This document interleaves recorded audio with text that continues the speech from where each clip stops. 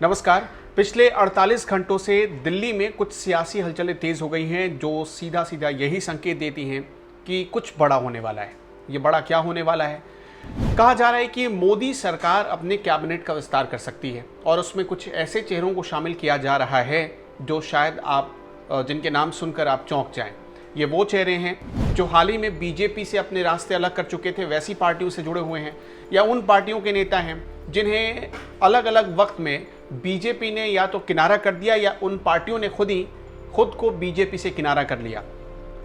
सबसे पहले आपको ये जानने के लिए कि कौन कौन से दलों के किस नेता को जगह मिल सकती है, उस टाइमलाइन पर नजर डालनी होगी जो एक के बाद एक नेता प्रधानमंत्री नरेंद्र मोदी से मुलाकात करने पहुंचे। उस टाइमलाइन पर नजर डालिए।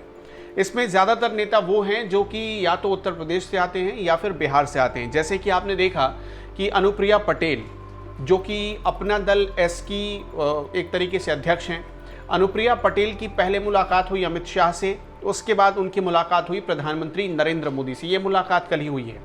इसके साथ साथ संजय कुमार निषाद और प्रवीण कुमार निषाद से मुलाकात हुई। प्रधानमंत्री नरेंद्र मोदी उनसे मुलाकात कर चुके हैं। यानी उत्तर प्रदेश के 3 नेताओं से, जैसा कि मैंने आपको बताया कि अनुप्रिया पटेल, संजय कुमार निषाद और प्रवीण कुमार निषाद, इन 3 नेताओं से प्रधानमंत्री नरेंद्र मोदी मिल चुके हैं।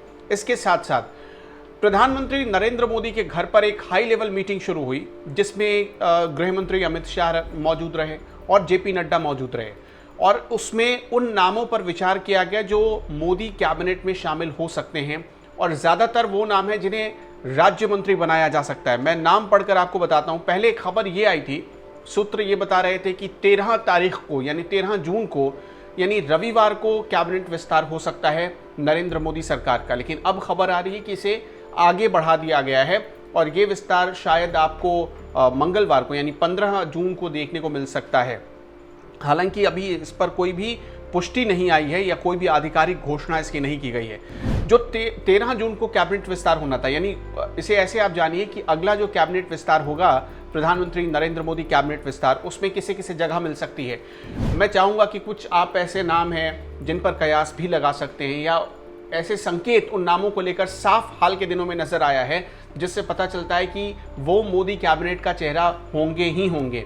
इसमें तो सबसे बड़ा नाम ज्योतिरादित्य सिंधिया का है, जो कि मध्य प्रदेश में आप सबको पता है कि वो राज्यसभा सांसद हैं, और ज्योतिरादित्य सिंधिया बहुत दिनों से इंतजार कर रहे हैं। 2020 में मार्च के महीने में कांग्रेस छोड़कर वो बीजेपी में आए और तब से इंतजार में बैठे हुए हैं कि उन्हें कोई बड़ा पद मिले बीजेपी के भीतर या सरकार के भीतर। लेकिन अब खबर आ रही है कि उन्हें इस कैबिनेट विस्तार में जगह मिलेगी।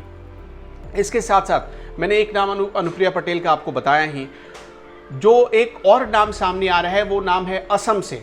असम में ऐसा क्या हुआ है, आप सबको पता है कि असम में जो पहले मुख्यमंत्री होते थे सर्बानंद सोनोवाल, उन्हें हटाकर हिमंता बिश्वा शर्मा को वहां पर मुख्यमंत्री बनाया गया। तो अब सर्बानंद सोनोवाल को कहा जा रहा है कि असम से वापस दिल्ली बुलाया जा रहा है और उन्हें कैबिनेट में जगह दी जाएगी। वैसे सर्बानंद सोनोवाल पहले भी केंद्र में मंत्री रह चुके हैं। वो पहले खेल मंत्री हुआ करते थे और उसके बाद उन्हें असम के मुख्यमंत्री की जिम्मेदारी सौंपी गई। एक जो नाम आ रहा है जिस पर सबसे हैरान रह सकते हैं आप, वो नाम है चिराग पासवान का, रामविलास पासवान। चूंकि एलजेपी यानी लोक जनशक्ति पार्टी एनडीए का हिस्सा है।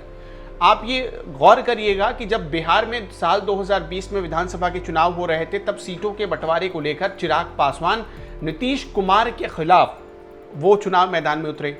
वो हर जगह, हर सभा में या किसी भी मौके पर नीतीश कुमार पर अटैक करते थे, बीजेपी पर अटैक नहीं करते थे।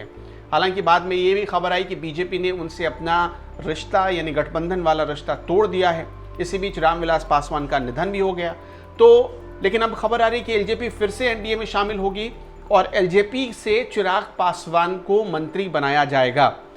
एक नाम और सामने आ रहा है, वो नाम है उत्तराखंड से। उत्तराखंड में भी बहुत बड़ा राजनीतिक फेरबदल हुआ है कुछ ही महीने पहले, आप सबको पता है। तो त्रिवेंद्र सिंह रावत को उत्तराखंड के मुख्यमंत्री की कुर्सी से हटाया गया और तीरथ सिंह रावत को उनकी जगह मौका दिया गया। खबर यह है कि अब त्रिवेंद्र सिंह रावत को उत्तराखंड यानी देहरादून से बुलाकर वापस दिल्ली में बिठाया जाएगा और उन्हें मंत्री बनाया जा रहा है। ललन सिंह, ये नाम बिहार से है। ललन सिंह जो कि नीतीश कुमार के रणनीतिकार माने जाते हैं। ललन सिंह को अब दावा किया जा रहा है कि उन्हें पटना से यानी बिहार से बुलाकर दिल्ली में एक बहुत बड़ी जिम्मेदारी दी जा रही है, और साथ ही साथ दिल्ली से सांसद मीनाक्षी लेखी को भी एक बहुत बड़ी जिम्मेदारी मिलने जा रही है। उन्हें भी उस कैबिनेट में, यानी जो हालिया कैबिनेट रिशफल होना है, उसमें शामिल किया जाएगा। इसमें सबसे बड़ी बात आपको ये भी बता दें कि जितने भी नाम आपने सुने, इनमें से ज़्यादातर नाम वो हैं जिन्हें कैबिनेट में सीधे मिनिस्टर बनाया जाएगा। कुछ नाम ऐसे हैं जो राज्य मिनिस्टर बन लेंगे, ज़्यादातर नाम ऐसे हैं जिन्हें मिनिस्टर बनाया जाएगा।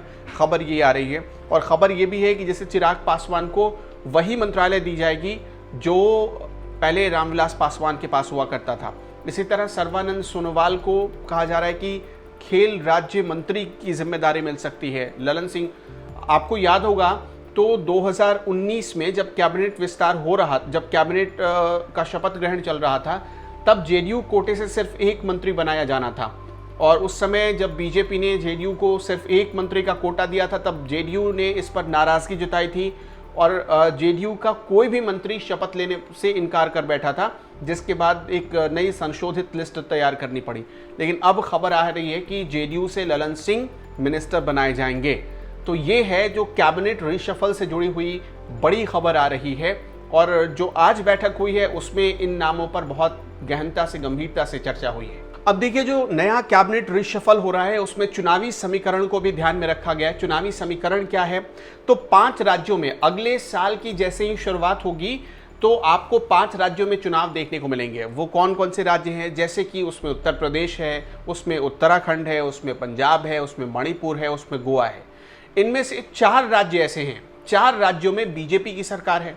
तो बीजेपी अपने कैबिनेट विस्तार में चुनावी समीकरण को ध्यान में रख रही है, और उन्हीं लोगों को ज़्यादा मौके मिल रहे हैं जो इन राज्यों से आते हैं।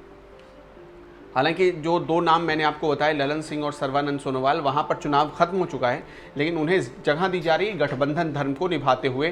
तो ये एक बड़ी बात इसमें सामने आई। कुछ विभाग के मंत्री जो अभी आपको बता देते किन किन विभागों में मंत्री बनाए जाएंगे: कृषि, ग्रामीण विकास, पशुपालन और मत्स्य, जनजातीय मामले, शहरी विकास, संस्कृति, सांख्यिकी और कार्यक्रम क्रियान्वयन, नागरिक उड्डयन, रेलवे, खाद्य और उपभोक्ता मामले, जल शक्ति, पेट्रोलियम, इस्पात और पर्यावरण मंत्रालय के केंद्रीय और राज्य मंत्रियों को जो बैठक हुई थी प्रधानमंत्री नरेंद्र मोदी के घर पर, इन मंत्रियों को, इन विभाग के, इन मंत्रालय के मंत्रियों को बुलाया गया था और वहां चर्चा हुई है। यानी जो भी अब नया रिशफल होगा वो इन्हीं विभाग में होगा, इन्हीं मंत्रालयों में होगा जो मैंने आपको पढ़कर बताए हैं।